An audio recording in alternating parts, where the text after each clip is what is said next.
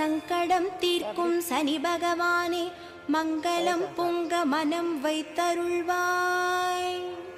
சச்சரவின்றி சாகா நெறியில் இச்சகம் வாழ இன்னருள் தாத்தா.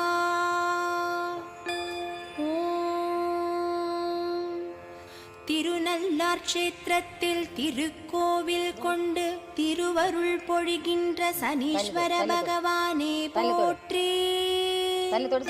கிரகமண்டலத்தில் வில்லில் ஆசனம் அமைத்து அமர்ந்திருப்போனே போற்றி.